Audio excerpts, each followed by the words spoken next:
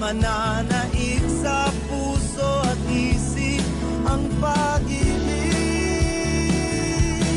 Darating din ang araw, sisikat din ang umaga, ngingitirin ng langit, maghihilom ang mga sakit, hanggat ating mga paay patuloy na nakasayat sa lupa.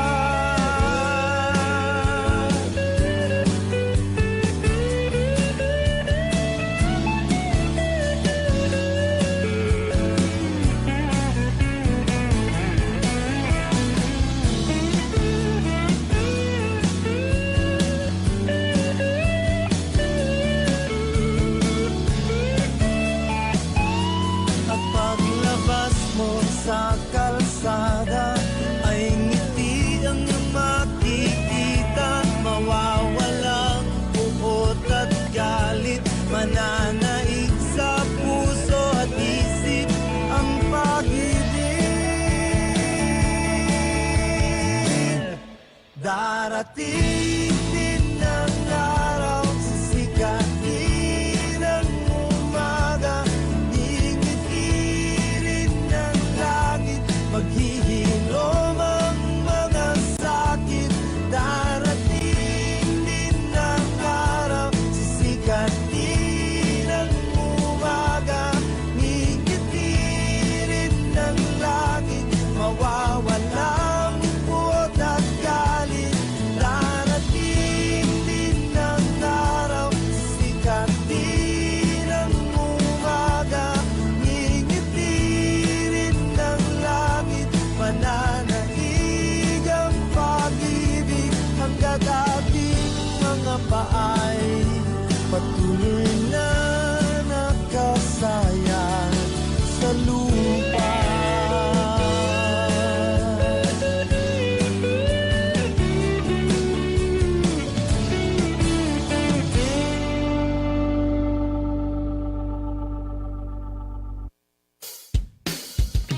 Sa pagising sa umaga, ngiti ko'y masaya.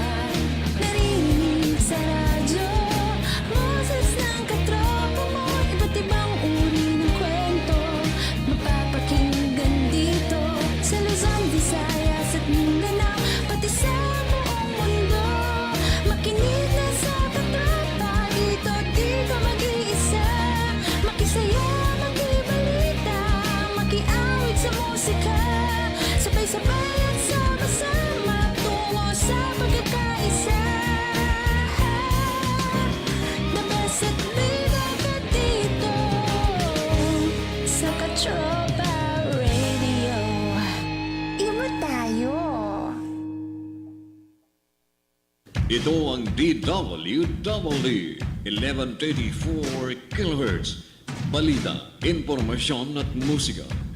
AM at FM pinagsama. Ito ang Katropa Radio. Iba tayo. Kayo ay nakatutok sa 1134 kHz. DWDD Katropa Radio. Iba tayo. Kami po ay kasapi ng KBP, Kapisanan ng mga Broadcaster ng Pilipinas. Ito ang DWDD 1134 kHz Katropa Radio. Iba tayo.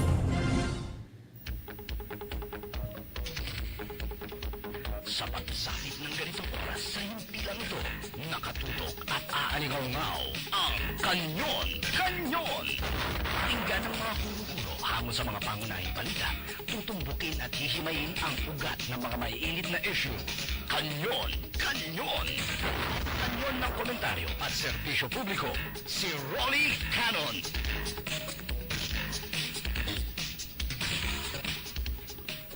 Kanyon! Kanyon! Si Rolly Canon.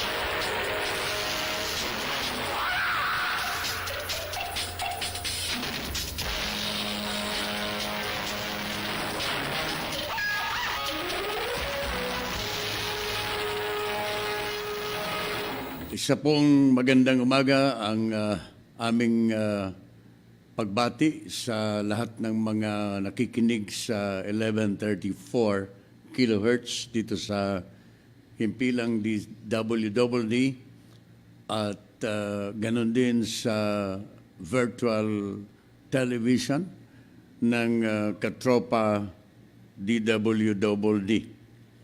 Good morning everyone at tayo po ay magsama-sama hanggang alas 10 ng umaga. Kahapon nagkaroon po ng budget hearing in the Senate where Senator Trillanes was also one of the members of the committee presided over by Senator Lacson. Nandun po si Secretary Lorenzana and the Chief of Staff of the Armed Forces of the Philippines, si General Galvez, General Carlito Galvez. At nagkaroon ng pagkakataon si Senator Trillanes para tanungin ang dalawang opisyal, ang Sekretaryo ng Department of National Defense and of course the Chief of the PNP.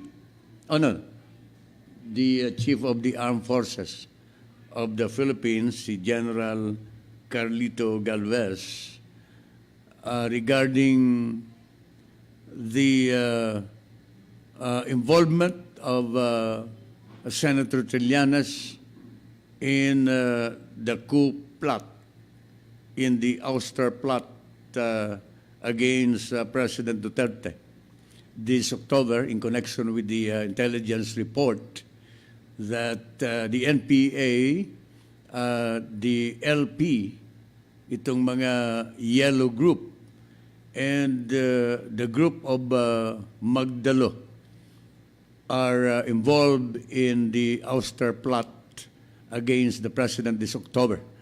Ang estimate ng ating pamahalaan na magkakaroon po ng destabilization na isasagawa itong Red October somewhere October or between October 11 to 17 this year. Ito po ang mga sabi-sabi according to intelligence report. At sa nasabing budget hearing, ang Chief of the Armed Forces of the Philippines ay nagbigay ng paliwanag at nilinaw na hindi sangkot sa Red October plot ang Liberal Party at ang Magdalo Group at ilang senador, taliwas naman sa mga naunang pahayag ng Malacanang na nakikipagsabuatan ang mga ito sa mga komunista para patalsikin sa pwesto si Pangulong Duterte. So, yung mga observers, they're telling us that there is a conflict between the statement by the Chief of Staff of the Armed Forces at saka yung mga nauna ng pahayag ng Malacanang. Pero alam po ninyo, kanya-kanya kasing intelligence report yan, no? Sa Malacanang, according to them, that Senator Trillanes is involved in the Red October. Dahilan sa si Senador Trillanes was quoted as saying na siya po ay nananawagan sa publiko na suportahan ang pagpapaalis sa pwesto kay Pangulo. Iyan ang pinangahawakan po ng Palasyo ng Malacanang. This is according to Secretary Roque na sangkot si Trillanes, no? Naninindigan ang Palasyo na sangkot si Senador Trillanes at ilang miyembro ng Liberal Party sa pakikipagsabuatan sa mga rebelding komunista para ibagsak ang gobyerno ni Pangulong Duterte. Ito po ay sang-ayon sa pahayag ni Presidential Spokesman Harry Roque. Nakabantay ito o nakabatay ito po sa intelligence report na hawak mismo ng Pangulo na nasasangkot si Trillanes at ilang LP members. So, mayroon ding pinanghahawakan po ang palasyo ng Malacanang. So, mahirap po kasi ito. Kanilang intelligence report at ang pinanghahawakan po ng palasyo ni Secretary Roque, yung mismong galing sa bibig ni Trillanes at ilang miyembro ng LP na nananawagan sa taong bayan para mag-alsa at tanggalin sa pwesto si Pangulong Duterte. So, iyan po ang pinaninindigan ng Malacanang. So, anyway, kailangan din irespeto din natin yung findings ng armed forces.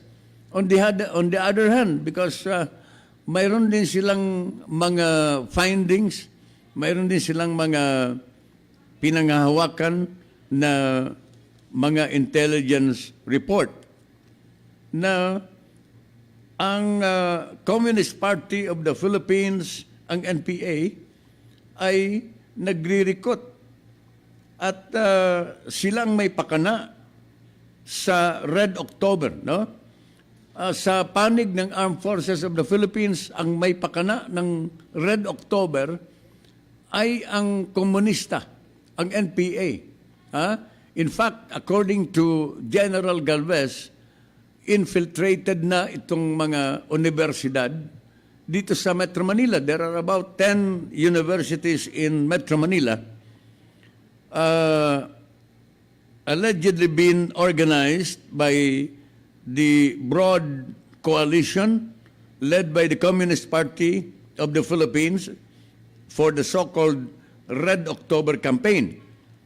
Dinitalye po itong plot na ito ni General Galvez during the hearing of the Senate Committee on Finance on the proposed 2019 budget of the Department of National Defense and its attached agencies. No?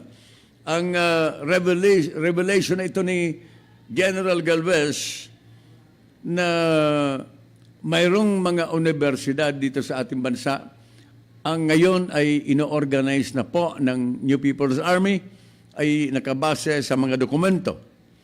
Sang-ayon kay General Galvez, they have documents. Sabi niya, I can't expose their contents, but I can reveal them in an executive session so that we can see the vast efforts of the CPP-NPA to oust President Duterte. No?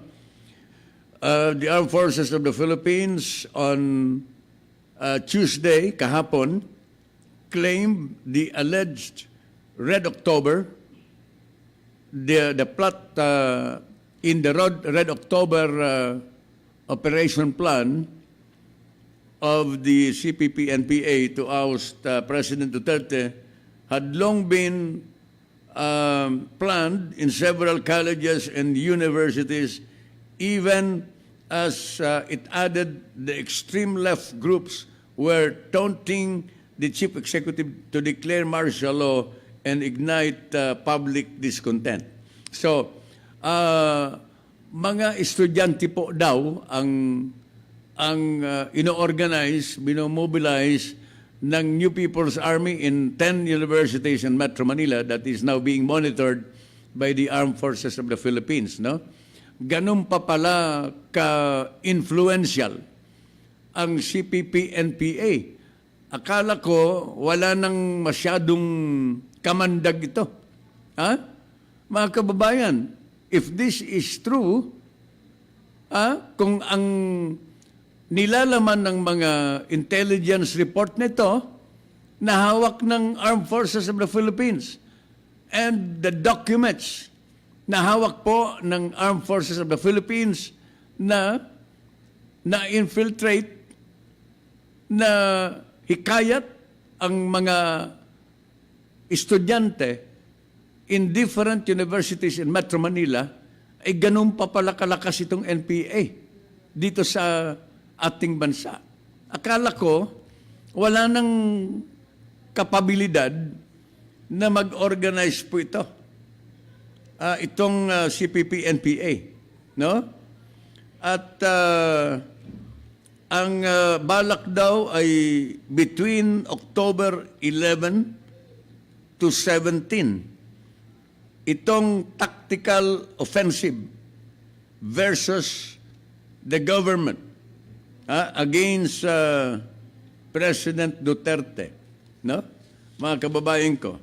So, ang mga komunista, they are still recruiting students from these universities to oust the president. Take note, ito po ay galing mismo sa Chief of Staff of the Armed Forces of the Philippines yesterday. At ito daw ang laman ng mga report sa Armed Forces of the Philippines, that the Communist Party of the Philippines and its allied groups had been recruiting students for a reported plot to oust the president. No? Okay, infiltrated na po itong youth sector at mga magulang, bantayan po natin ang ating mga anak sa mga universidad sapagkat itong intelligence report na ito na i-infiltrate na po ang ating mga estudyante in different universities in Metro Manila. Obserbahan po natin, let's guide our students, yung mga anak natin sa tama, no? Pangaralan po natin sila na hindi basta-basta may kayat ng anumang mga propaganda na galing po sa makakaliwa na grupo, no? Para lamang gamitin ang mga issue ngayon sa Duterte administration. Ang daming issue kasi ngayon na ginagamit ng mga kalaban ng gobyerno, no? They are capitalizing on the different issues now confronting the administration of President Duterte na ginagamit po nila para magalit ang taong bayan, and they're also trying to compare the atrocities during the Marcos administration at yan po ay inihahambing dito sa nangyayari sa ilalim po ng panunungkulan ng Pangulo. So let's guide our children diyan sa mga universidad sapagkat hindi po biro ito. If this is true, itong intelligence report na ito, hindi po biro ito na infiltrated na po ang ating mga anak, ang ating mga estudyante in the different universities, bigger school in Metro Manila. Kanyon, si Rolly Canon.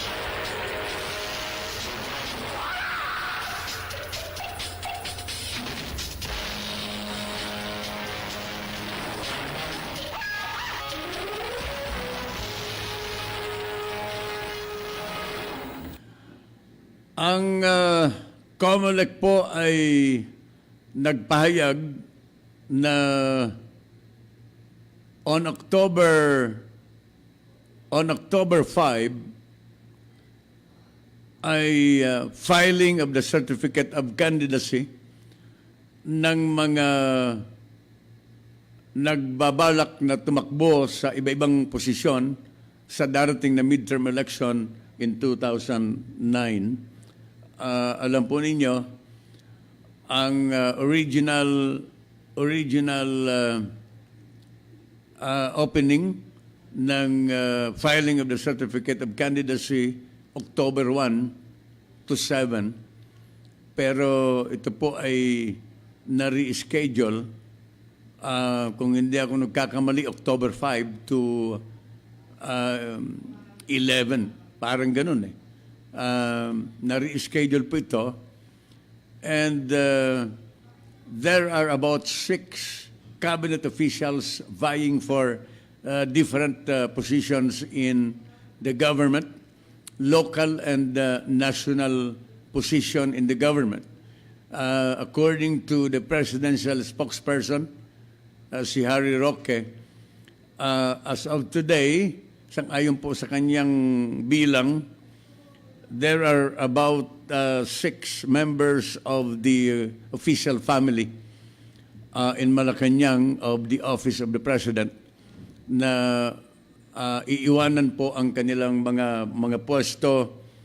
At least 6 members of the Duterte cabinet will likely quit their post to run for local and national positions in the next year's midterm elections. Ang alam ko dyan na very visible and very obvious ngayon that nakakalibot na ng Pilipinas halos lahat ng mga events, mga forums, ay nandoon po si Secretary Go, si Bongo. Ako sa aking pakiramdam, Secretary Bongo is really eyeing for a seat in the Senate, no? Mga kababayan. And no less than the Secretary of Labor, no? Si Secretary Bello was, I think the President has announced his plan to join the race for the senatorial position in 2019 elections. No? So, dalawa ang aking nakikita na talagang tatakbo. I don't know with some cabinet officials, di ko alam, but Secretary Roque, mayroon siyang 6 na napipisil na maaring iwanan po ang kanilang pwesto sa Malacanang para maghanap ng ibang government position. Maybe seeking for higher position in the government, not necessarily sa national government, not necessarily sa legislative position, but also some members of the cabinet are eyeing for a provincial or a local position this coming election of 2019. So at least 6 members of the Duterte cabinet will likely quit their post to run for local and national positions. No? Ang ito po ay magti-trigger ng major revamp in the cabinet of the President. So, ang problema kasi ngayon, ang paghahanap ng talagang marurunong na replacement, at mayroong integridad at saka knowledgeable doon sa kanilang mga pwesto. Halimbawa, yung pwesto ni Secretary Bello na iiwanan should the Honorable Secretary will really relinquish his post to run for senator, ay kailangan knowledgeable yung susunod na Department of Labor Secretary. Pero alam po ninyo, mahirap maghanap, mga kababayan, ng mga tao na susunod sa patakaran ng Pangulo at may knowledge sa kanilang respektibong mga linya ng governance, ng kanilang linya, halimbawa sa labor. No? Halimbawa, ang iiwanan ni Secretary Bongo, ay kailangan ang replacement dyan ay talagang very close to the President. Sapagkat, as we all know, ang special assistant to the President ay napaka-sensitibo po yan. Because every day, you are always on the side of the President. No? Napaka-sensitibo. So, the one who will replace Secretary Bongo should really be very close to the President. So, it is very hard. Pagkat ang alam ko, itong si Secretary Bongo, matagal na po ito, even when the President was still the mayor, a long-time mayor in Davao, ay nandiyan na po si Secretary Bongo. Kaya hindi mahirap na alam niya ang mga patakaran, ang prinsipyo at mga aktibidad ng ating Pangulong Duterte. So 6 members are eyeing for a different position in this coming election. In 2019, some of them will go for the senatorial race, and some of them will run for local positions this coming midterm election in 2019. Kanyon, kanyo si Rolly Canon.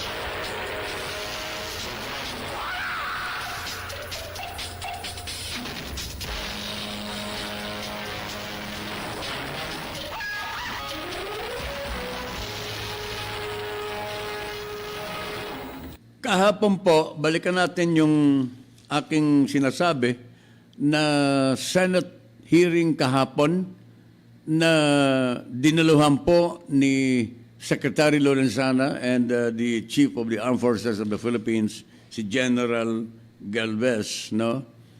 Ang senador, si Trillanes, ay tinanong si General Galvez ng application niya for amnesty. And si General Galvez ay kinonfirm na mayroon application si Trillanes. Ito nga ang mga nasa dyaryo ngayon. Former mutineer, turned politician Trillanes had applied for amnesty, but some documents related to his application have gone missing due to some lapses. This was according to Armed Forces of the Philippines Chief General Carlito Galvez, who believed there could have been slip-ups in the process. Galvez cited the fact that Lieutenant Colonel Josefa Berbigal, former head of the Secretariat of the Amnesty Committee, already issued a sworn statement attesting that Trillanes did apply for amnesty and the senator personally submitted the application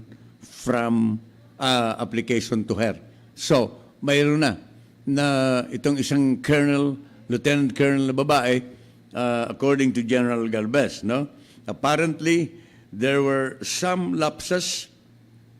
The amnesty documents were not handed back to the J1, which is basically the repository of all the documents along with the OTAG or the Office of the Adjutant General. This is according to General Galvez yesterday. No? Si General Galvez, mga kababayan, was just answering the queries of Trillanes during deliberation on the proposed 183 billion pesos budget of the DND for 2019 at the Senate hearing yesterday. So, yan po ang mga pangyayari kahapon. Maraming mga na-steer na imagination, but I think the Chief of the Armed Forces is just telling kung ano ang alam niya, no? Eh, hindi naman pwedeng i-twist ang sa isang matalino at matinong opisyal ay hindi pwedeng mag-twist ng katotohanan. So, of course, there are always other sides. Kung ano man, tingnan natin, ganun talaga dito sa ating bansa. This is yung mga denials, yung mga conflicting statement, mga opinions, that is part of democracy. Nakikita natin ang pagkilos, paggalaw ng tunay na demokrasya sa Pilipinas ngayon. No? Iba-ibang mga ganong pahayag, that is democracy in action. Kanyon, kanyo si Rolly Canon.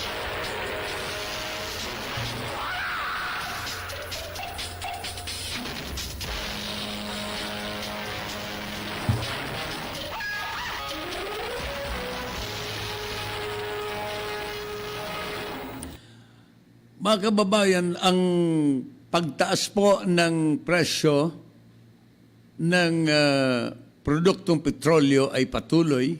In fact, kahapon, tumaas na naman po ito for the 7th time. pang-7 consecutive weeks na pagtaas ng 1 peso ang gasolina, and I think 1 peso and 30 centavos for the diesel dito sa ating bansa, especially in Metro Manila, napakataas na po, no? Ang mga jeepney drivers ngayon ay nagbibigay na naman ng warning na kailangan daw pagbigyan ng LTFRB ang hinihinging 12 pesos minimum fare sa kanila. Sa ngayon, ang pamasahe po sa jeepney ay 9 pesos from the official minimum fare of 8 pesos. Yung piso po dyan ay provisional increase. Yung piso, pinagbigyan lang po sila. Provisional increase. Ngayon, they are applying for another 3 pesos to make it 12 pesos minimum fare due to the very high cost of the fuel ngayon, itong diesel na ginagamit ng mga jeepney. Ang LTFRB ay hinay-hinay po dito. No less than the spokesperson and one of the members of the board ng LTFRB, si Attorney Lizada, ay nagsasabi na mukhang malabo na aprubahan po ito. Madam Seni Maranan. Ito na ang nagtitreatend na naman ngayon ng strike, si Maranan. Ano ba itong si Maranan? FEDUDAP. Federation of Jeepney Operators and Drivers Association of the Philippines. Fair hike or strike? Mga kababayan ko, kung akong gobyerno, o di mag-strike kayo. Ay, ang dami naman ng mga pwedeng ipadala ng ng MMDA. Yung mga trucks ng ating Armed Forces of the Philippines nandyan to support passengers.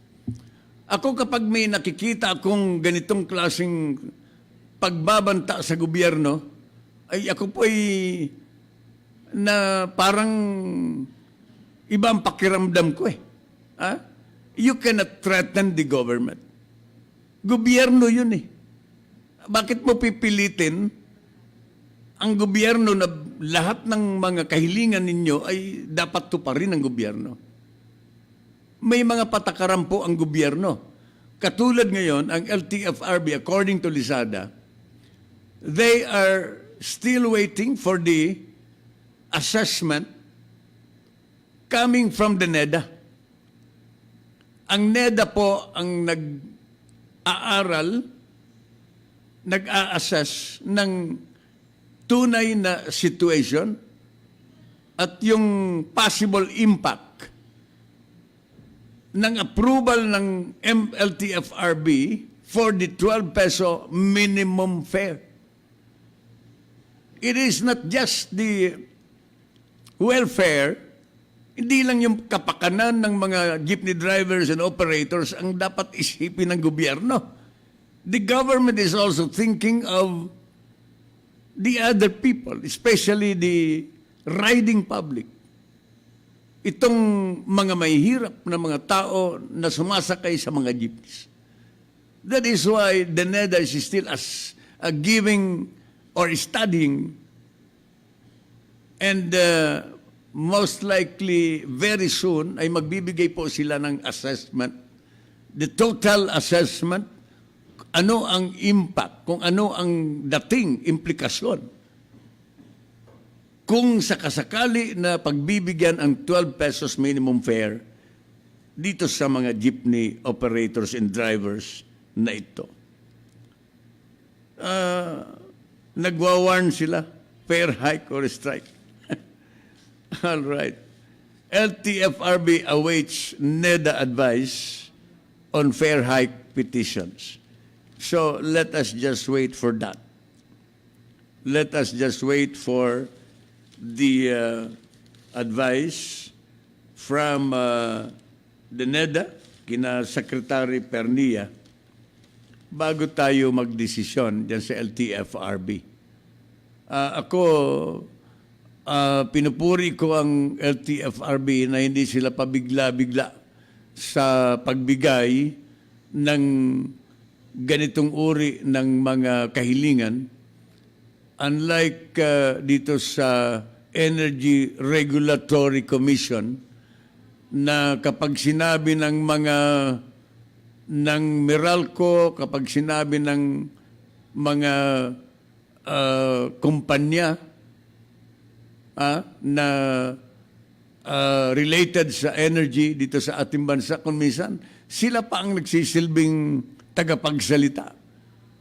In most cases, sila pa ang they're lawyering for these companies na humihingi ng mga pagtaas ng rate aid sa kuryente at iba pa, sa gasolina, no?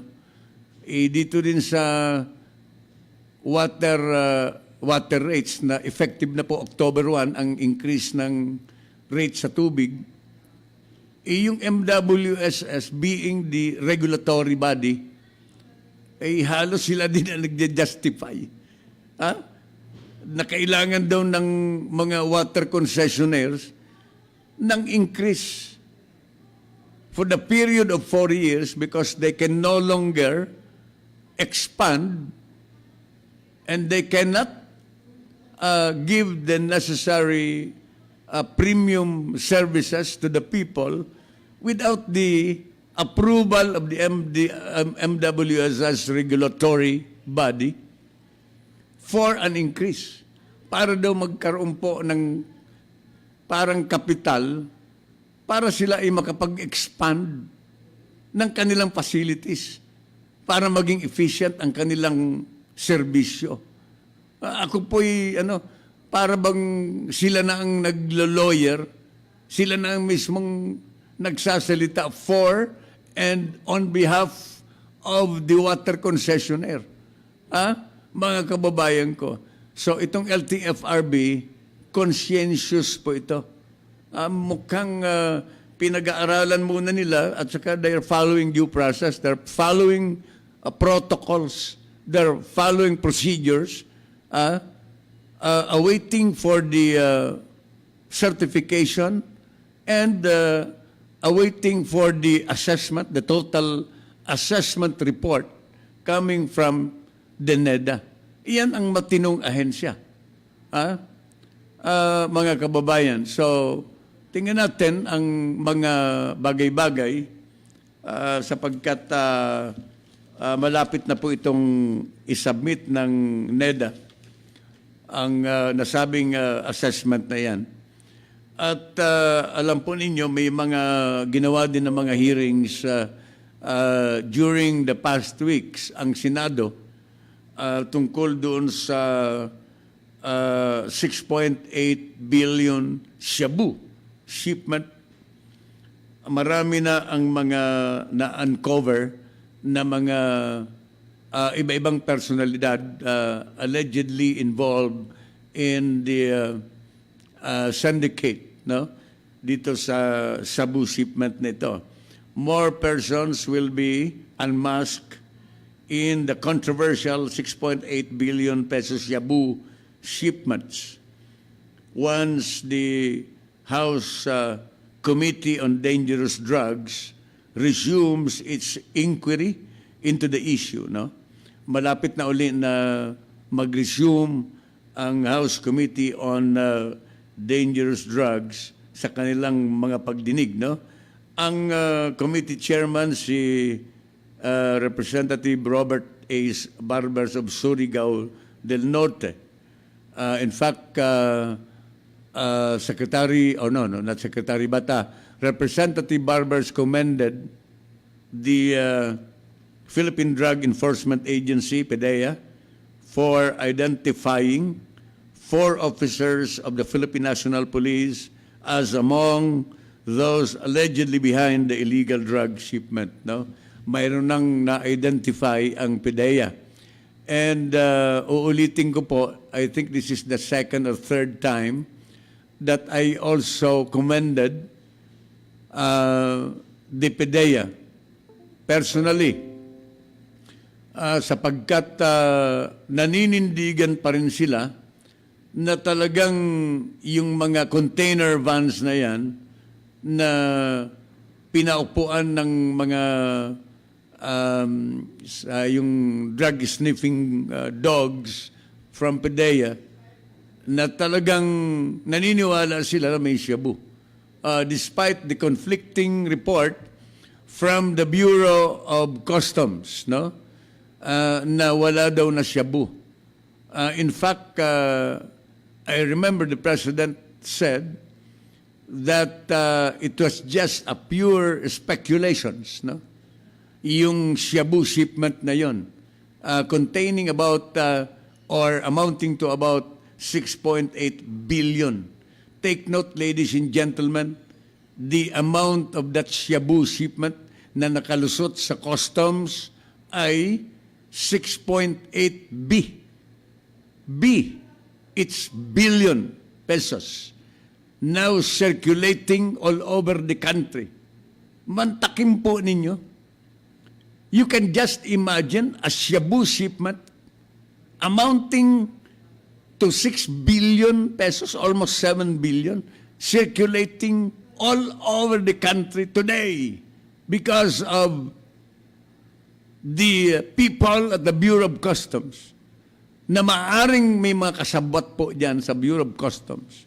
Kaya hindi nakikita ang mga shipments na ito.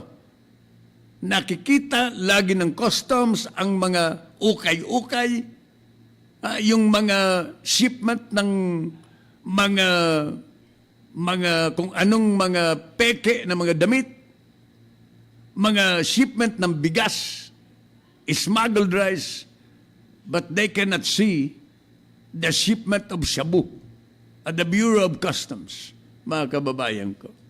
Iyan ang observation natin. That is our observation. Mayroon pang iba nga hindi lang itong 6.8 billion shabu na ito, mga kababayan ko, na nakalusot sa Bureau of Customs. Mayroon pang iba.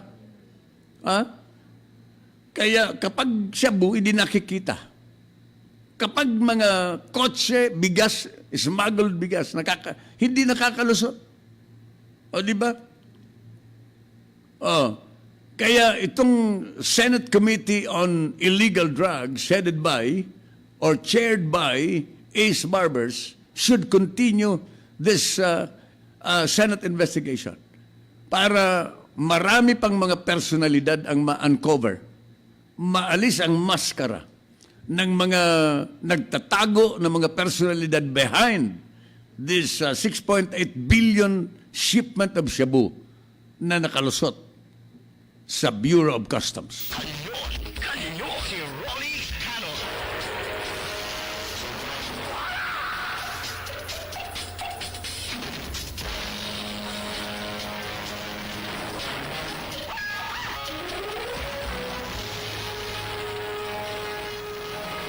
Mga kababayan, 2 minutos na po makalipas ang alas 9 ng umaga. Ang palatuntunan Kanyon ni Rolly Canon magbabalik po hanggang alas 10 ng umaga. Magpapakilala tayo ng ating himpilan. Ito ang DWDD 1134 kHz. Balita, impormasyon at musika. AM at FM pinagsama. Ito ang Katropa Radio. Iba tayo. Kayo ay nakatutok sa 1134 kHz. DWDD Katropa Radio. Iba tayo. Kami po ay kasapi ng KBP, kapisanan ng mga broadcaster ng Pilipinas.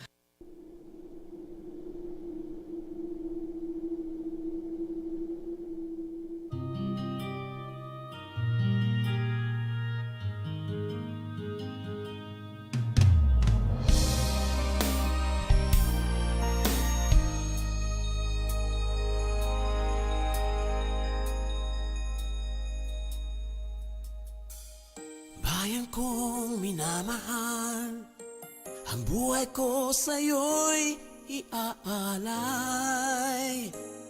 ipagtatanggol at sa'yo'y magbabantay. Bayan ko, pakinggan mo ang mga pangako ng Diyos sa'yo. Ang paglingap niya'y hindi magbabago. Bayan ko, dinggin mo. Bayan ko.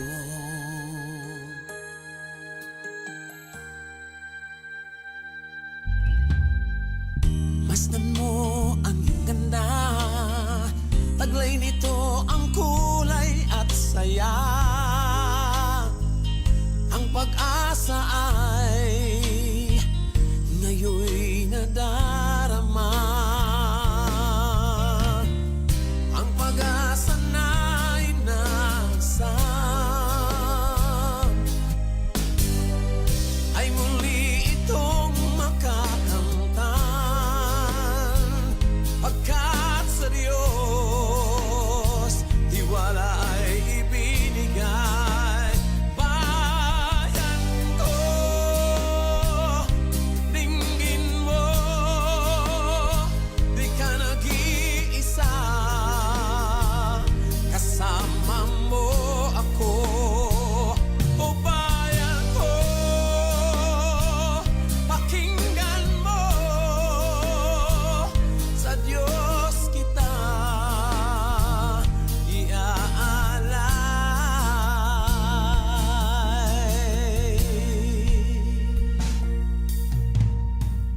Masdan mo ang iyong ganda, taglay nito ang kulay at saya.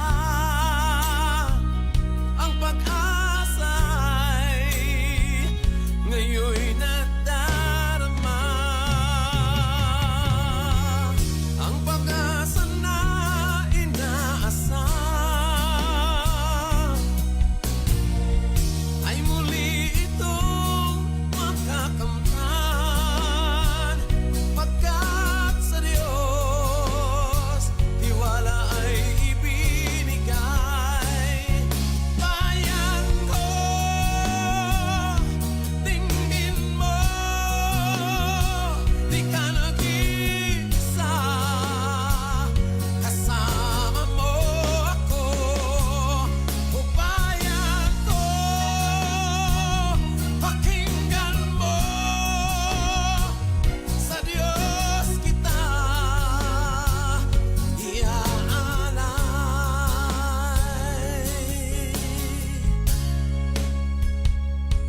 Dinggin mo,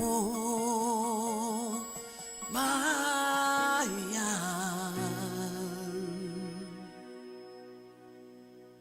Pag-ibig ko'y walang hanggan, ang buhay ko sa'yo'y ibinigay. Bayan ko, bayan ko, dinggin mo.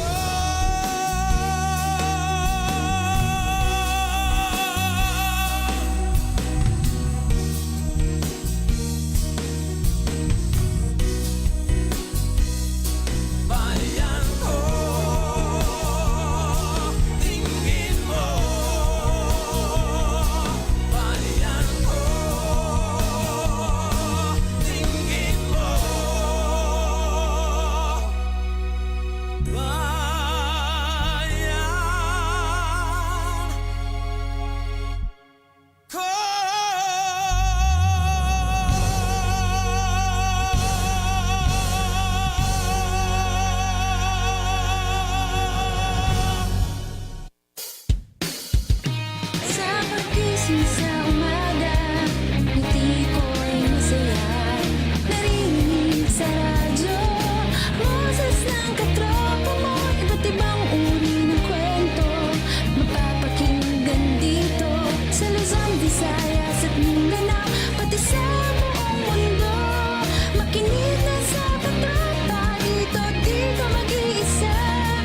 saya, makibalita, makiawit sa musika, sabay-sabay at sama-sama tungo sa pagkakaisa. The best at bida ka dito sa Katropa Radio. Iba tayo.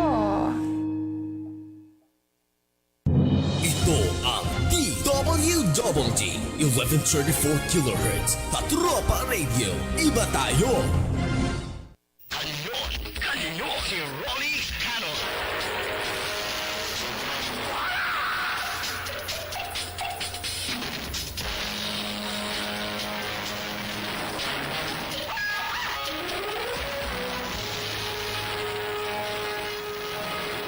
Tuloy po ang kanyon ni Rolly Canon hanggang alas 10 ng umaga.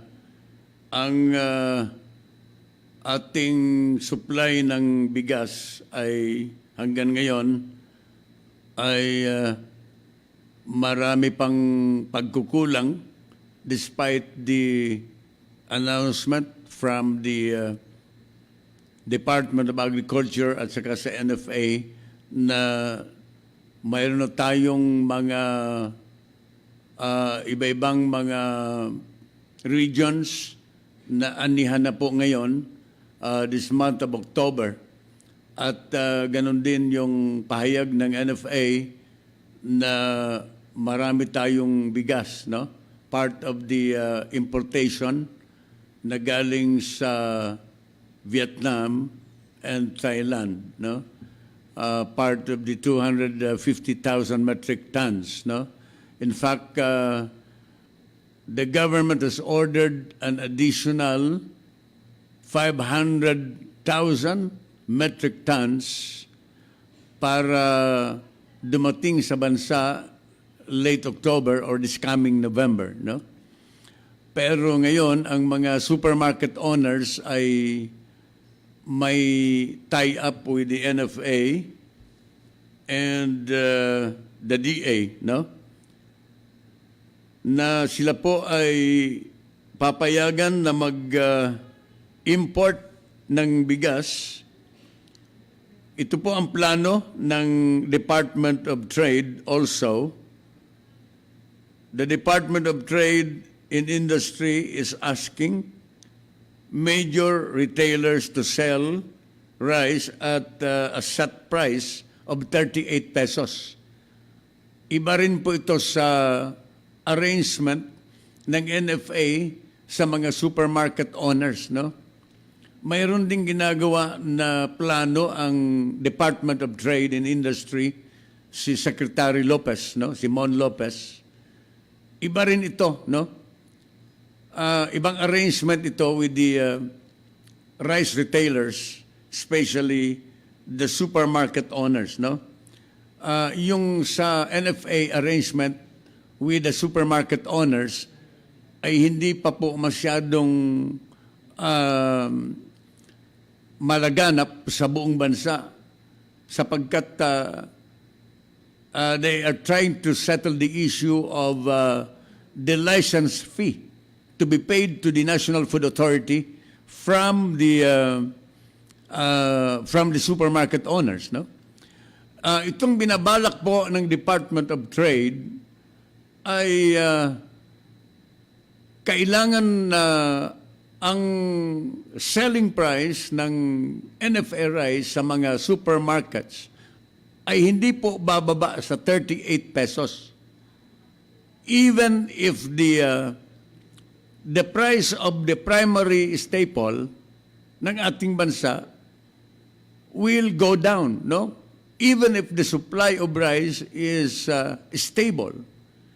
The agreement between the trade in the industry and the supermarket owners is that they can sell at a ceiling price of 38 pesos per kilo na hindi po pwedeng babaan, hindi po pwedeng itaas anytime, even if the supply of rice is already stable. They should sell it just the same. They should sell it at 38 pesos. So, maganda po yan, no? regardless of what happened, no? Tumaas man ang ani, bumaba ang ani, the selling price is set at 38 pesos per kilo. Very affordable, no? Maganda itong proposal ni Trade Secretary Mon Lopez, no? Alam po ninyo, bihira ko purihin ito si Mon Lopez. Pero ngayon gusto kong purihin ito si Mon Lopez, no? Mr. Secretary, maganda ito, no? Habang binabasa ko sa dyaryo ngayon itong panukala mo, ay ako'y natutuwa rito. Ang hindi lang ako natutuwa sa iyo, Secretary Lopez, na several weeks ago, nang sinabi mo na stable ang prices ng prime commodities, na walang pagtaas ng presyo. Kaya hindi ako kumbinsido doon, Mr. Secretary, with all due respect. Hindi ko pwedeng paniwalaan po yan. I even challenged you na parehas tayo pumuntang palengke. Mamalengke tayo for a period of 2 weeks. Tingnan natin ang margin ng presyo during the first week. Kaya kung minsan, some government officials, to make it appear that they are doing their job, to make it appear to the President that ayos na ayos ang kanilang departamento, sometimes parang nagsisilbing, parang binobola, parang it sounds like you are, parang sabihin ko na, parang nagsisinungaling po tayo. Parang binobola natin ang taong bayan. So hindi ako makapapayag doon. Pero ngayon, sabi ko nga sa inyo, mukhang maganda ito. Secretary Lopez, no? Ito dito sa balita ngayon, the Department of Trade and Industry is asking major retailers to sell rice at a set price of 38 pesos per kilo in a bid to help tame the soaring prices of the staple. Trade Secretary Ramon Lopez told the media that the proposal will involve allowing big supermarkets to import and then sell rice at the said price level. These firms will be barred from either raising or lowering the selling price even if the market begins to stabilize. Ito yung sinasabi ko kanina, no? All right. Even if the market will stabilize, the retailers will just the same will still sell the rice at 38 pesos. Nakapako po doon, mga kababayan ko. So, maganda nga po ito, no? And I think this has already been approved by the Secretary of the Department of Agriculture and as well as the economic managers of the President, no? Itong proposal ng Secretary Lopez, no? Maganda po ito. This will give much needed relief doon sa Class B, C, and D markets. All right, so that they can buy it at a very minimal amount of 38 pesos, no? In the middle po ito, no? Kasi ngayon, ang mga bigas ngayon, 40 pesos, yung mga commercial rice ngayon, 45 pesos, 48 pesos, 50 pesos. Yun sinandoming sa mga supermarket, 53 pesos, no? Sometimes 57 pesos. Grabe ang bigas ngayon. But if this will materialize, kung talagang magkaroon ng realization, itong plano ng Department of Trade na makipag-alyansa, makipag-kontrata sa mga retailers that they will be allowed to import their own NFA rice and sell it or sell the rice at a fixed price of 38 pesos, naka-fix po yan sa anumang panahon, maganda po ito. This can help the poor. This can help the class B, C, D ng ating sosyedad, ng ating lipunan, no? Maganda po ito. And I'd like to congratulate. I just hope na madaliin po nito ang implementasyon, Mr. Secretary Lopez. Kanyon, si Rolly Canon.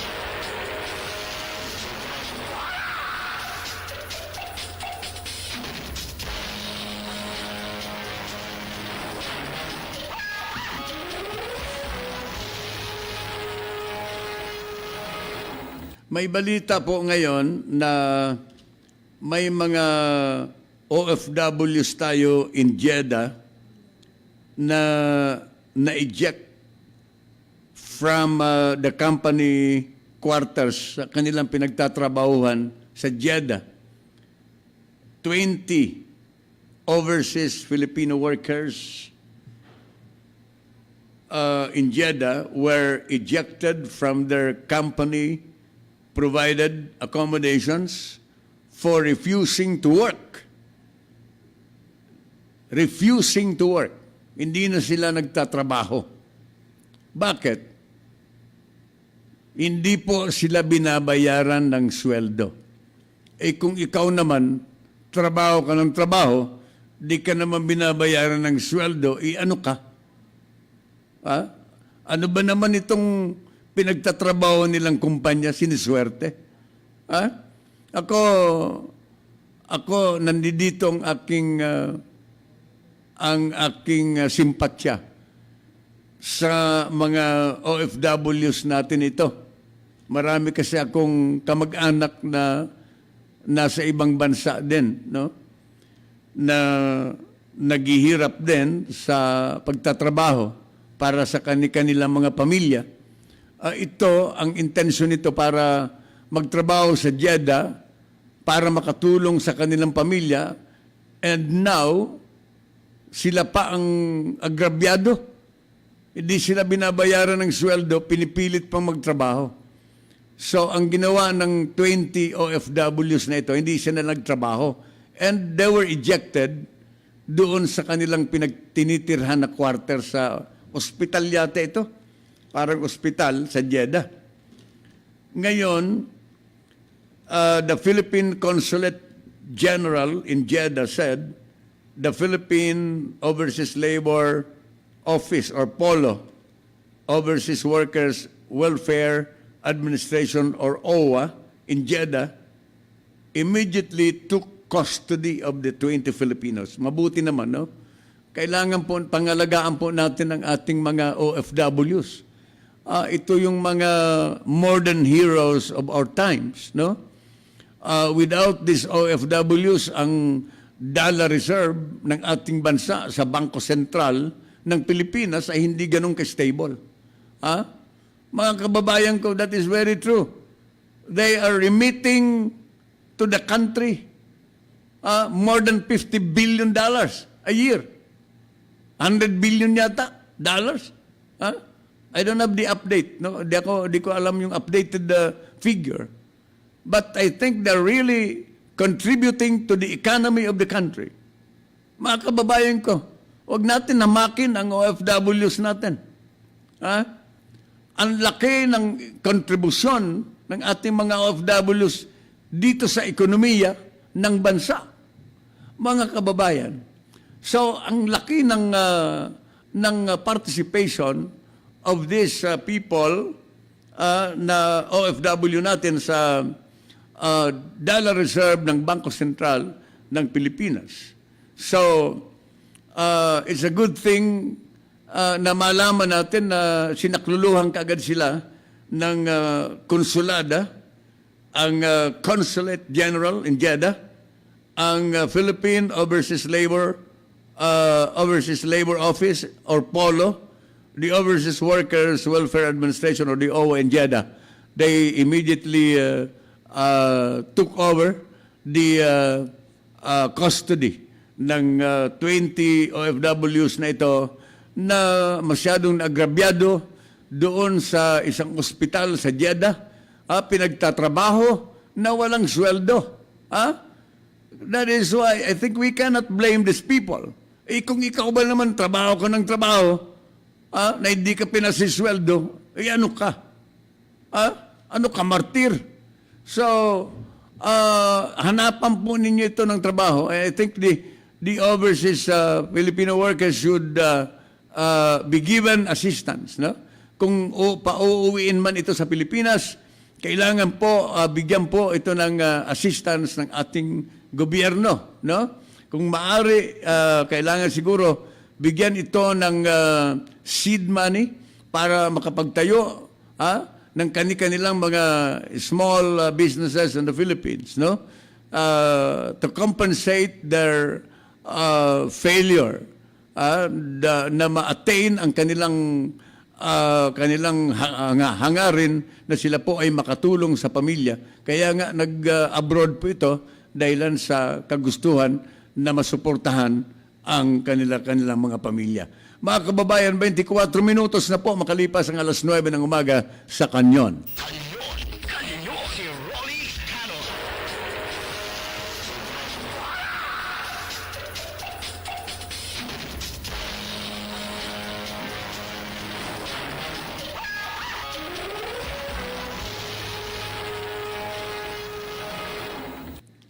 Tuloy ang Kanyon ni Rolly Canon, mga kababayan. Alam ko, gusto ko manawagan kay Representative Bertis, si Anaceto Bertis. Alam po ninyo, itong si Bertis, siya yung nag-skandalo doon sa Manila o kaya sa Ninoy Aquino International Airport. Ayaw sumunod sa protocol ng airport. Sabi ko nga sa inyo nung isang araw, kahit na si Amy Marcos na mas prominente pa na pangalan sa kanya, ay nagubad ng sapatos. Ang Pangulo ng Pilipinas ay itinatas ang kamay, nagpapakapkap doon ng sumusunod sa patakaran ng airport for security reason. Ito ay masyadong arrogante. Mga kababayan. Nakita ko sa video talagang hinaharas yung gwardiya just because he is a member of the House of Representatives. Just because that he was issued an ID. Parang security pass. Hindi naman nangangailangan na binigyan ka ng access para makapaglibot o kaya makarating sa iba-ibang mga areas doon, may security pass ka, and you could no longer be subjected to any security procedures. Ay hindi pwede yan. No one is above the law. O di ba? Not because that you are a member of Congress, you are exempted. Kaya nga dapat ang pag-abalahan mo ng Representative Bertis, ang pag-abalahan mo ng panahon mo ng arrogance, the display of arrogance, itong mga OFWs. Di ba naka-party list ka sa OFW? Ano ngayon ang participation mo dito? Sa 20 mga OFWs na ito, na 20 na kinanlong na ngayon ng gobyerno doon sa Jeddah, o ano naman ang participation mo dyan sa Kongreso? Ano ang batas na pwede mong i-file sa Kongreso in aid of, to aid OFWs na kanitong klase ang nararanasan, ang eksperyensya sa ibang bansa. In order to prevent this to happen again, ay anong batas ang pwede mong ipanukala? Di ba? That is the duty of a congressman. Na kung mayroong mga kulang na batas, kung mayroong mga nangyayari na dapat hindi maulit, dapat mag-introduce kayo ng batas to prevent another occurrence or similar occurrence in the future. Sa nangyari dito sa ating mga OFWs na ito, doon sa Jeddah. So ito lamang ang panawagan ko kay Representative Bertis. Gusto namin malaman kung anong action mo. Pwede ka siguro lumipad doon, sakluluhan mo ito. Baka pwedeng bigyan mo ang pamilya nito ng financial support. Kanyon, si Rolly Canon.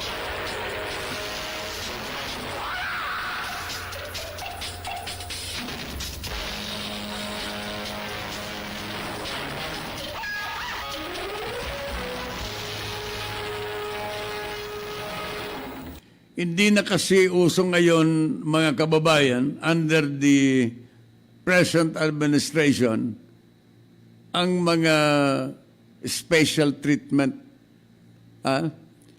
Ay dito nga sa bureaucracy, ay pinapamadali ni Pangulo ang proseso.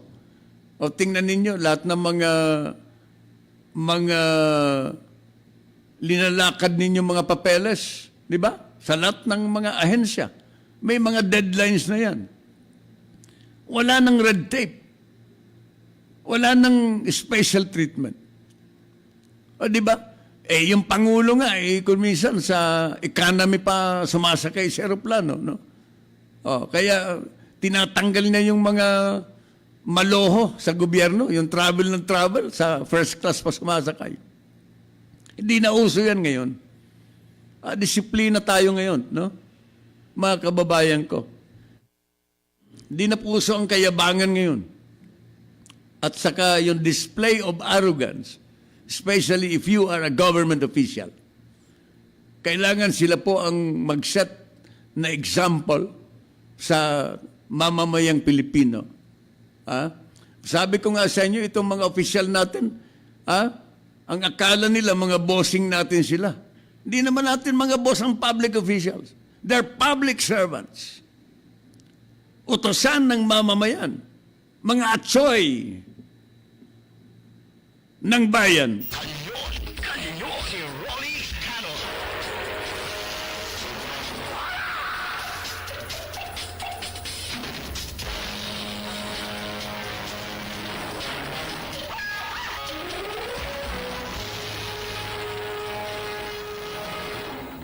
Oras natin, 31 minutos po makalipas ang alas 9 ng umaga sa Kanyon. Si Rolly Canon po magbabalik hanggang alas 10 ng umaga. Magpapakilala muna tayo ng himpilan. Ito ang DWDD 1134 kHz. Balita, impormasyon at musika. AM at FM pinagsama. Ito ang Katropa Radio. Iba tayo. Kayo ay nakatutok sa 1134 kHz. DWDD Katropa Radio. Iba tayo. Kami po ay kasapi ng KBP, kapisanan ng mga broadcaster ng Pilipinas.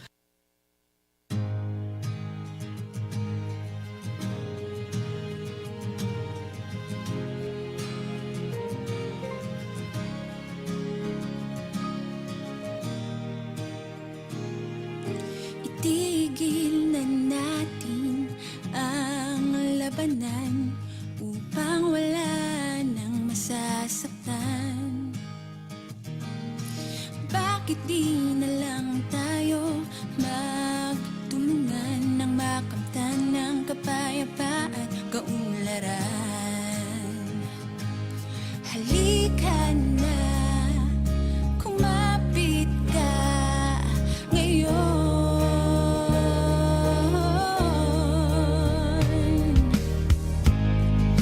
Kinikilala ko ang mga karapatan mo. Tulad mo, ako rin ay tao, nananalaytay sa atin, laing Pilipino.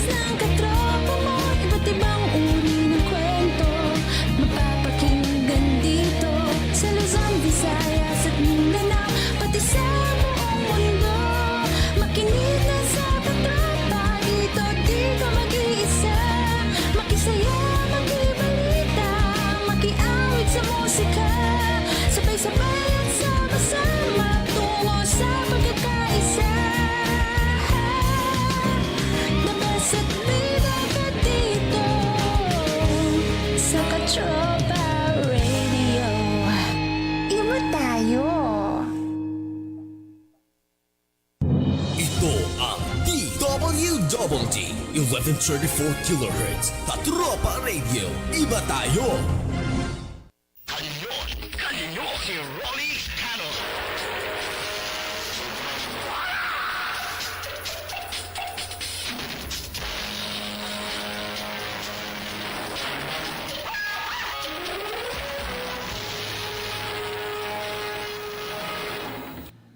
Tuloy ang kanyon ni Rolly Canon hanggang alas 10 ng umaga. Ang Court of yung RTC Court ng Bulacan, yung Branch 15, ay nagpalabas na po ng malinaw na kautusan sa paglipat ng retired General Jovito Palparan Jr. from the AFP Custodial Center to the New Bilibid Prison. Tuloy na po ang paglilipat kay Palparan. Parang bukas yata ang official date para ilipat si Palparan sa New Bilibid Prison as ordered by the court. Alam po ninyo, nabatikos nung araw, nung mga nakarang araw ang ating Armed Forces of the Philippines na kinakanlong daw ang convicted retired General Palparan ng ating sandatahang lakas ng Pilipinas, no?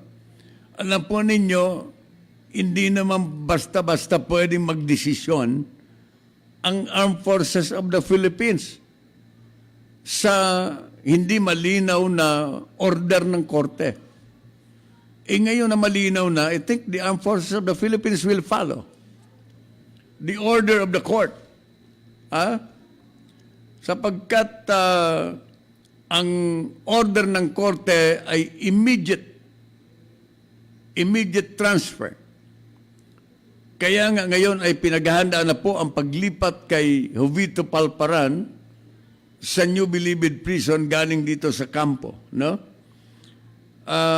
Expected to be transferred to the New Bilibid Prison tomorrow morning. Okay, may mga kasama po ito si General Palparan sa Bilibid, no? Kaya ngayon ay yung mga bumabatikos sa armed forces na nagkakanlong ng convicted criminal, hindi po totoo yun. Pinaliwanag po ito nung isang araw ni General Arevalo, tagapagsalita ng Armed Forces of the Philippines.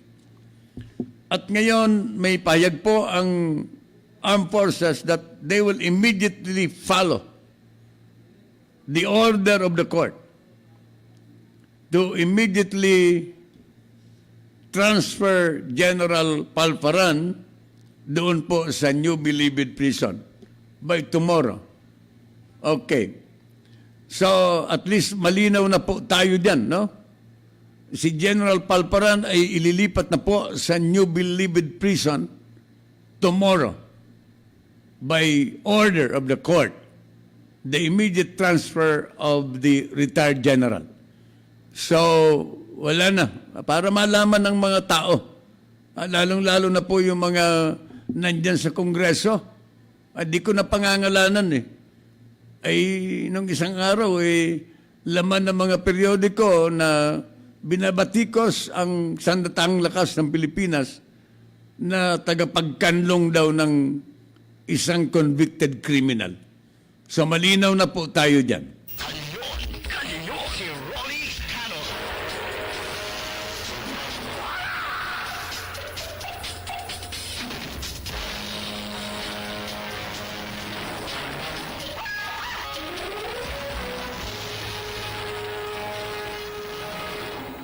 Alright, tuloy ang kanyon ni Rolly Canon dito sa impilang DWDD Radio. Ang Metro Manila Development Authority ay patuloy ang pagsasagawa po ng mga clearing operation sa iba-ibang mga kalsada dito sa Metro Manila. Matagal na po itong ginagawa ni na Bong Nebria, ang supervisor at operations officer ng MDA. Ngayon po, sa isang kalye dito sa Barangay Bagong Lipunan sa Camp Crame, may nakaparada po na PNP vehicle. Isa pong service vehicle ng Philippine National Police na nakaparada. Dito po sa isang kalye sa Bagong Lipunan sa Crame. Sa Barangay Bagong Lipunan sa Camp Crame. Ay habang nakaparada, hinintay po ng MMDA na makabalik yung pulis na driver ng PNP vehicle. Nakalipas na po yung grace period na 5 minutes na binibigay po usually ng MMDA, ay hindi pa bumabalik yung driver ng PNP service vehicle. Ay inimpound na po ng MMDA. Dito nagpapatunay na talagang ginagawa nila ang kanilang trabaho. That the MMDA is doing their job properly. Without excuses, without any favor to anybody. Even if they are members of the Philippine National Police. Even if the vehicle is part of the service na vehicle ng Philippine National Police. Hinuli po ng MMDA. And for that, gusto kong papurihan ang MMDA for this, no? Na ginagawa nila ang trabaho nila regardless kung sino ang involved, no? Walang kinikilingan, ika nga. Walang sinasabi na sacred cow dito sa ating bansa ngayon. Especially dito sa mga clearing operation ng MMDA. Mga kababayan. So congratulations MMDA na kahit police service vehicle na nakaparada illegally, abandoned by the driver na police, ay hinila ninyo ang service vehicle ng Philippine National Police. Walang dapat na exempted dito. Walang exempted. Kanyon, si Rolly Canon.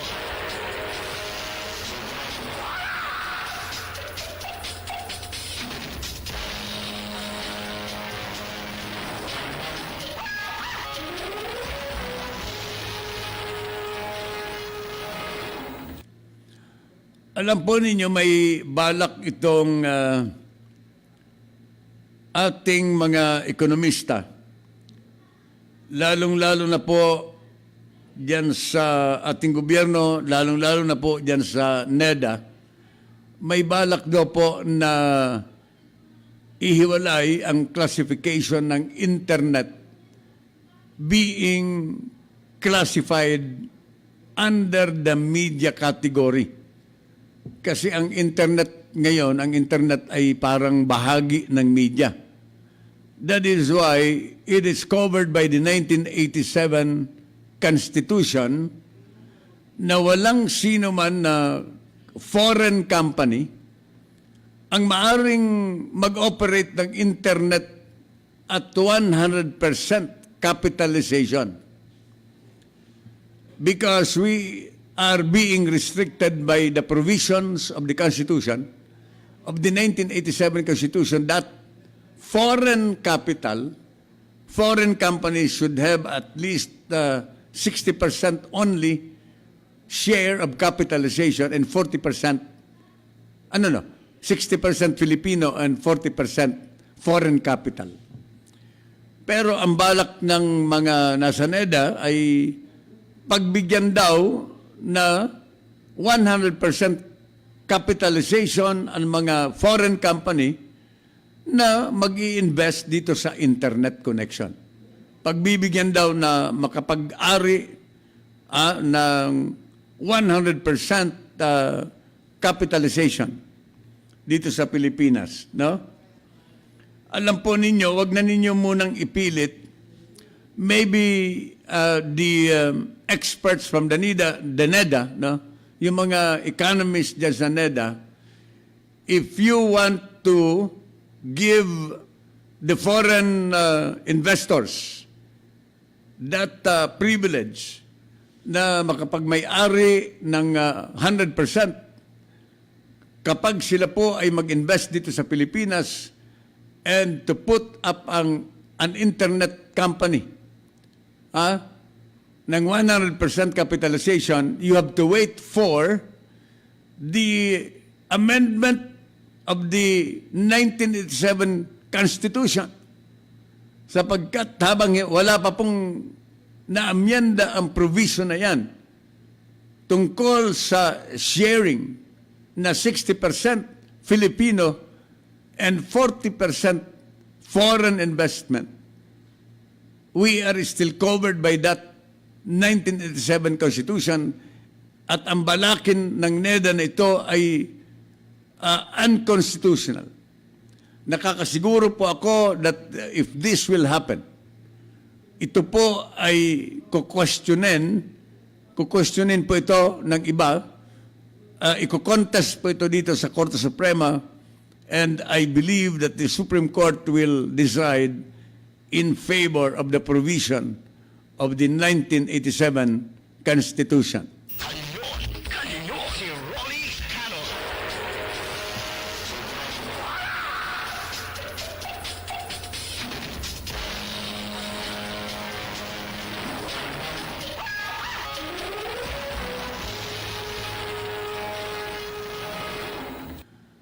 Alright, ang World Bank daw ay pinalabas na po, nirelease na itong $496.25 million na loan facility extended to the Philippines amounting to $497.25 million.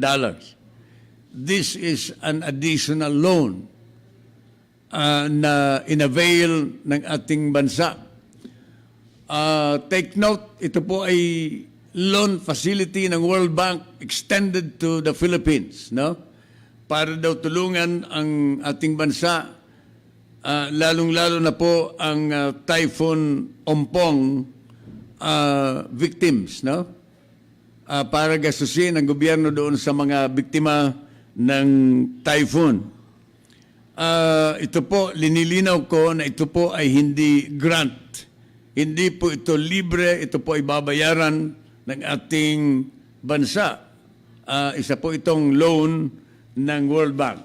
So this is an additional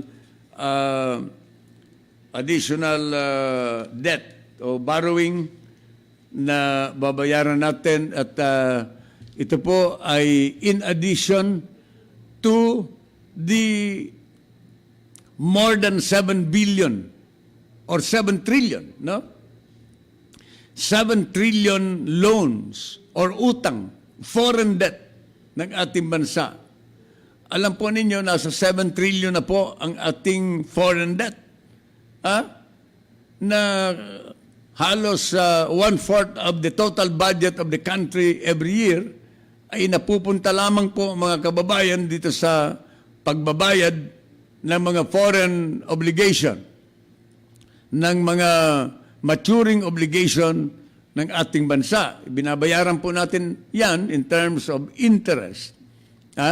Yung mga interest po, binabayaran po natin yan.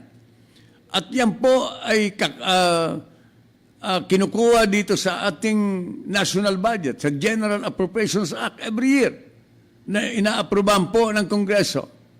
Sapagkat kung hindi po natin babayaran yan, and we pay in dollars also, we borrow in dollars and we pay in dollars. Kung hindi natin babayaran po yan, isa-sanction po tayo ng World Bank, IMF, pati na po ang Asian Development Bank, at hindi na po tayo makakautang kailanman. Kaya nga tayo po ay karamihan sa ating mga foreign policies, karamihan po sa ating mga economic policies ay nadidiktahan po ng ating mga foreign lenders. At tayo po ay minomonitor ang ating ekonomiya, ang ating performance ng mga monitoring companies na galamay ng IMF, World Bank, and the Asian Development Bank, na iyan po ang assessment po nila ay ang nagiging basihan kung tayo po ay patuloy na pautangin pa rin po nila every year. So, yan po ang katotohanan dyan. Kanyon, si Rolly Canon.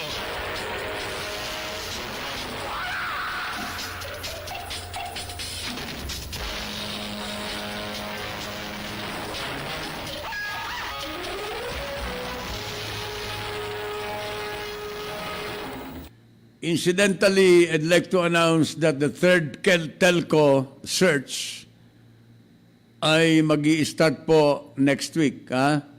Magkakaroon na po ng mga bidding process dyan sa DICT.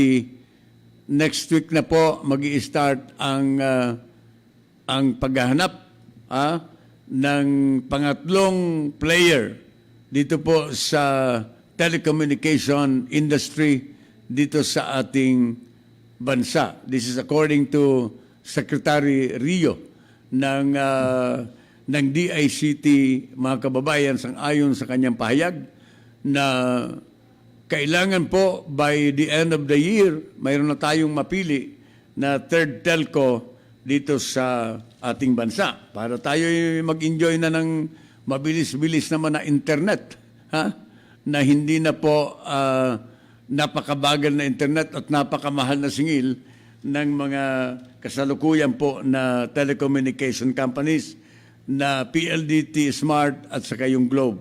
So anyway, next month na po ang selection process. So anyway, may isa pa ako ditong announcement. Ang Social Security System ay in-extend po until April 2019 ang kanilang loan condonation.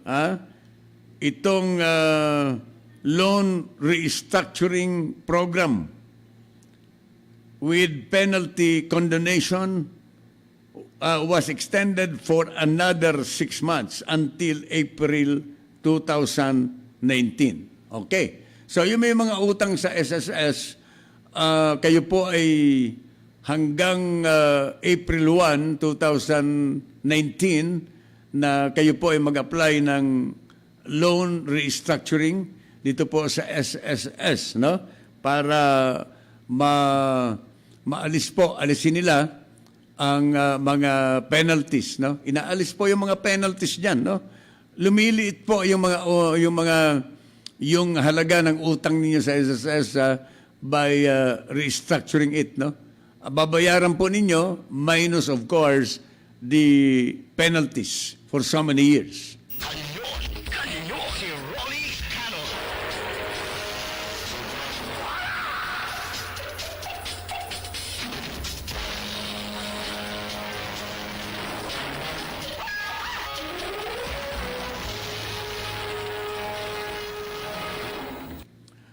Okay, tuloy tayo sa ating talakayan dito po sa palatuntunan Kanyon kasama si Rolly Canon. Ang PCSO, mga kababayan, ay mayroon na namang nabunyag na mga kabulastugan daw sang-ayon kay Sandra Cam. Naalala niyo si Sandra Cam, siya po ay isa sa mga member of the board ng PCSO appointed by the President, no? Noong araw marami siyang expose laban sa mga namamahala po ng PCSO. na ang general manager ay si GM Balutan, no? Kaninang umaga mayroon na naman siyang ibinunyag na yung daw na mga retired generals ay mayroong pag-aari na operator po sila, may isang kumpanya na operator po ng STL sa mga probinsya. At ang pangalan po daw ay Charity Games or Charity Games of Chance Corporation. Nang may-ari po ay mga former generals of the AFP and PNP na malapit daw kay General Balutan. This is according to Sandra Cam, na isa ring kasama sa PCSO, mga kababayan ko. Na ito daw na allegedly, ito daw na Charity Game of Chance Corporation na pag-aari ng mga retired generals na malapit kay Balutan ay hindi po nagre-remit ng halaga na dapat share ng gobyerno sa PCSO na aabot na daw po ng almost 1 billion. This is according to Sandra Cam. Hindi po ako ang nagsasabi nito, no? Narinig ko po ito kay Sandra Cam mismo. Mukhang dinidinay naman po ito ni Ginoong Balutan na hindi naman daw ito ay hindi niya naman daw makaklase ito. Hindi na daw malapit sa kanya. So anyway, kanya-kanya po yan. Umaabot na ngayon na more than 800 million ang 658 ng PCSO. Ay ang dami ng gastos natin. Ang dami ng gastos natin dyan para tamaan natin yan lahat tayo tumataya dyan Halos lahat ng Pilipino pumipila. Mga kababayan, ngayon sa dyaryo ngayon mga kababayan, no less than the presidential daughter, Sara Duterte, ay pumila na rin pala sa loto.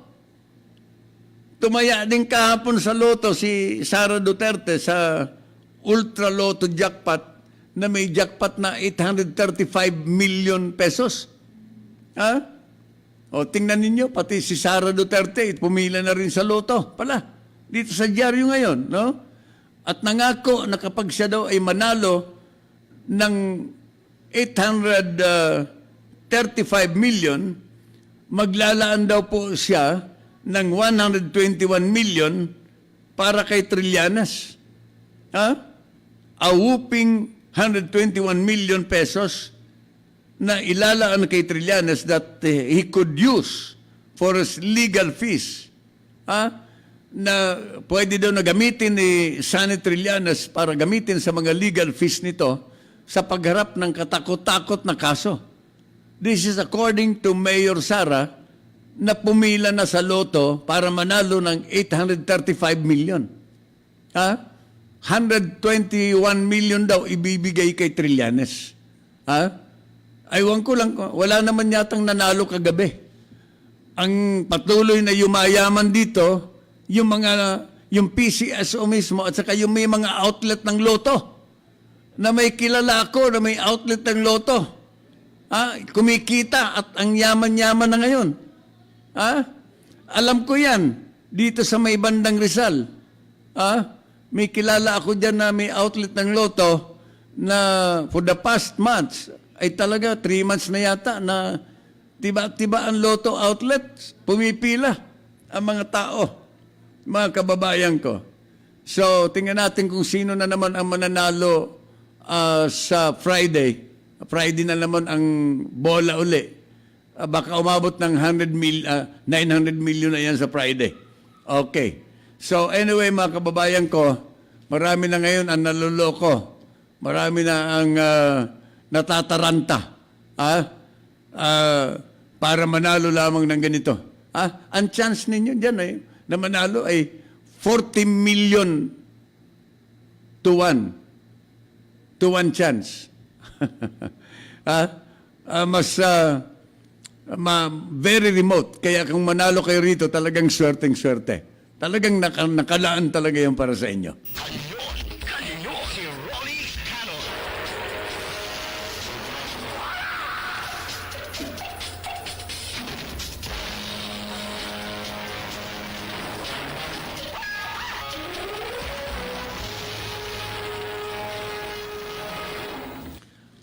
Okay, tuloy tayo mga kababayan. Ang oras natin ngayon ay alas 10 na po ng umaga. Akala ko may oras pa ako, marami pa sana tayong tatalakayin. Pansamantala po na namamaalam ang inyong lingkod sa radyo, si Rolly Canon, dito sa Kanyon. Kami po ay umaasa na nakapagbigay kami ng paglilinaw sa mga controversial issues at nahimay namin na paliwanagan kayo ng mga isyong ito sa umagang ito from 8 o'clock to 10. Hanggang bukas muli, mga kababayan, maraming salamat sa Technical Department, sa News Department ang aming impilan, sa mga Bicolano, sa Bicolandia, Diyos mabalo sa Indo Gabos, mga tugang sa pagantabay, at antabayanan ang mga susunod na palatuntunan. Si Rolly Canon po muli, nagsasabing, I always pray for peace. Kanyon, kanyon. Inyong napakinggan si Rolly Canon sa isa na namang matalinong pagtalakay ng mga issue. Maraming salamat po at abangan ang kanyang pagbabalik at muling pagputok ng Kanyon.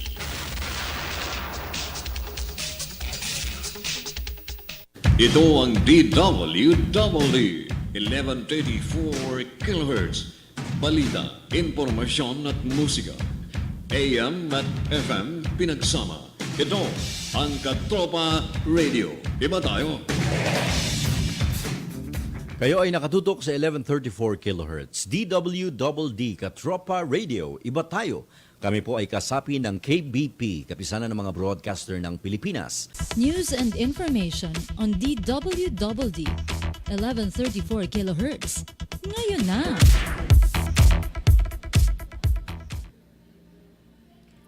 Magandang umaga.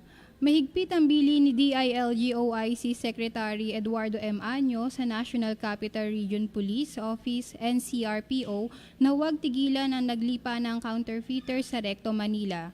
Ayon kay Año, direktang lumalabag sa revised penal code at iba pang batas sa mga forgery shop sa Recto. Sabi pa ng kalihim na sa kabila ng tagumpay ng mga operasyon ng DILG sa lugar, patuloy pa rin ang produksyon hanggang ngayon ng mga peking dokumento. Marami na rin umano ang nakinabang at naloko ng mga peking dokumentong gawa sa Recto. Inobliga rin ni Año si Manila Mayor Joseph Erap Estrada na suportahan ng PNP, NCRPO laban sa mga namimeke sa Recto para masampahan ng kaukulang kaso. Minsan na nagkaroon ng operasyon ang MPD sa lugar na nagresulta ng pagkakumpiska ng 342 peking LTO license cards, 23 peking resibo ng LTO, 65 blankong resibo ng LTO, 370 blankong PVC cards at ID cutter, at kinumpiska din nila ang mga computers at laminating machines, printers at scanners. At iyan ang balitang hatid ng News Express Top of the Hour News. Ako ang inyong junior katropang Jowica, nagbabalita sa DWDD Katropa Radio. Iba tayo. Kanyon, kanyon. Inyong napakinggan si Rolly Canon sa isa na namang matalinong pagtalakay ng mga issue. Maraming salamat po at abangan ang kanyang pagbabalik at muling pagputok ng Kanyon.